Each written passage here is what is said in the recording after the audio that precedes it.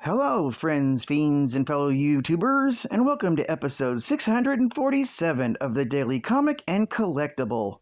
Today, the collectible of the day is the Toybiz Toys, Marvel Comics, Hulk Outcasts, Wendigo, Vintage Action Figure.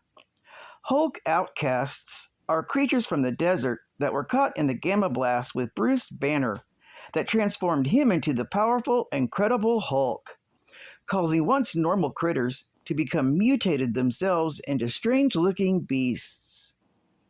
Transformed by an ancient tribal curse, a normal human became the legendary Wendigo. Able to remember only pieces of his original life as a man, the Wendigo is driven by an instinctual desire to protect his forest from intruders, and that includes the Hulk, a mysterious creature whose name is spoken in hushed whispers. The true nature of the Wendigo remains unknown. But one thing is certain: possessing strength and invulnerability on par with that of the Hulk, the Wendigo is a force of nature to be reckoned with. This figure was released in 1997 by Toybiz Toys. Now, the comic of the day is Spiderman, Volume 1, Issue number 8, with a cover date of March 1991. This issue is part of the Perceptions story arc, with story, art, and cover all by Todd McFarlane. This issue was titled Perceptions, Part 1. The story opens deep in the wilderness of British Columbia. As the rotting corpse of a young boy slowly becomes exposed as nature disturbs his shallow grave, the scent of the rotting corpse alerts the attention of the Wendigo. The mythical creature pulls the mutilated body out of the ground. Cradling the body with an unexpected gentleness, the creature carries the body out to the highway leading to a nearby town. When a car comes up from behind, it startles the beast and it lashes out, smashing the car to pieces. Frightened, the Wendigo lays the body onto the ground and flees back into the wild. Later, when the authorities find the body, he's identified as 11-year-old David Newsell. Eyewitness accounts create a media frenzy. Among the throng of reporters that descend upon the quiet town of Hope is Annie Brooks.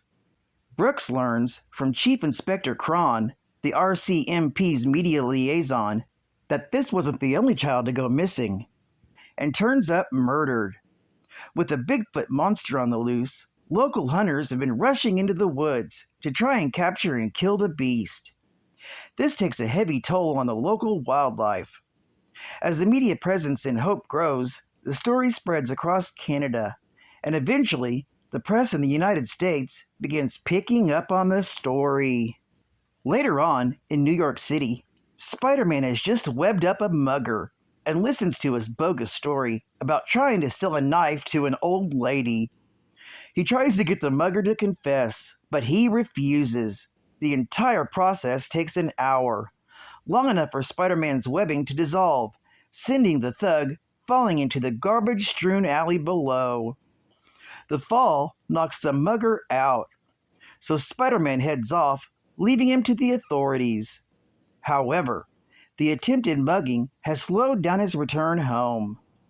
When Spider-Man returns to his apartment in Soho, he discovers that his wife, Mary Jane, has fallen asleep while waiting for him. The next morning, Peter gets a call from J. Jonah Jameson at the Daily Bugle. He tells Peter to pack a bag, as he's being assigned to take photos of the Bigfoot story that's unfolding in Canada. Peter doesn't like the idea of leaving his wife again so soon, but needs the money.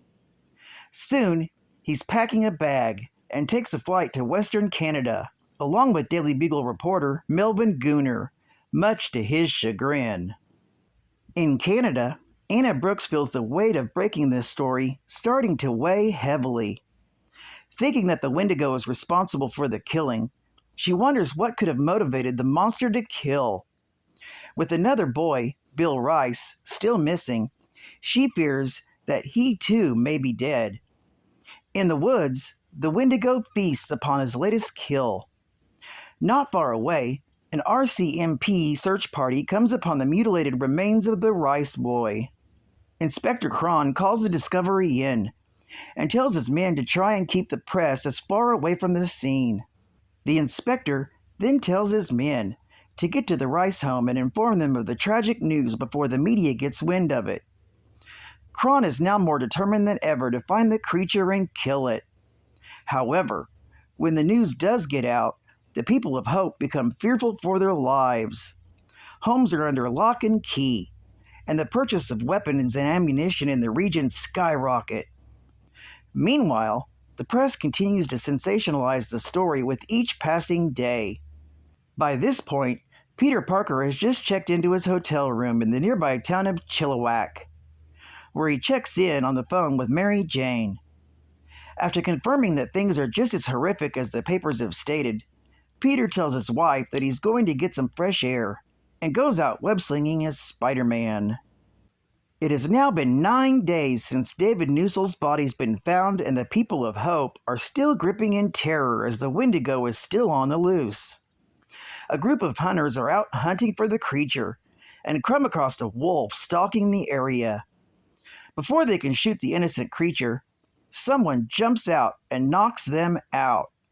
A single word is carved into a nearby tree as a message to the others. The word is stop. The man responsible is the mutant hero known as Wolverine. He's come back to his home country to end the madness that's been gripping this community. This story is continued in Spider-Man, Volume 1, Issue number 9. Geek Fact: Perceptions is a 5-part story arc, starting with this issue, issue number 8, and running through Spider-Man, issue number 12, from 1991. When Spidey is sent to investigate reports of a Wendigo killing boys in British Columbia, he ends up teaming up with Wolverine to unmask the real culprit. Bonus Geek Fact: This Wendigo's identity is unknown. It's not meant to be confused with other Wendigos, such as Paul Cartier, Georges Baptiste, Francois Lartigue, or Luc Lemay, which are other, more well-known Wendigos in Marvel Comics. State-of-the-art gaming. Prepare for the most radical changes of your life.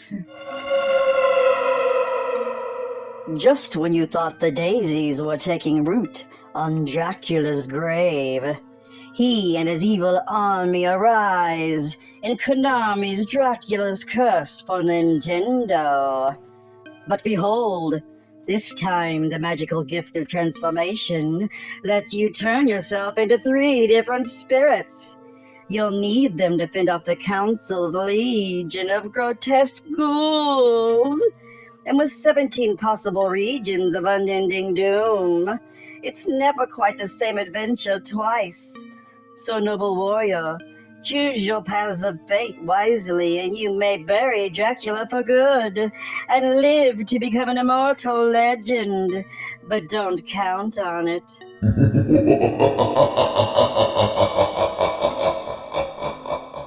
Only from Konami. And final Geek Fact. Among the stories seen in the montage of newspaper stories in this comic, one is about Chancellor Helmut Kohl's new role in the reunification of Germany. The Berlin Wall had fallen just a few years prior to this comic book being published, and Germany, both East and West, were in the process of reunification. Well, I'd like to thank you for joining me for this slightly shortened version of the Daily Comic and Collectible. And I hope to see you again Tuesday. This is Cat Fan Comics Man, and I'll catch you on the flip. Over and out.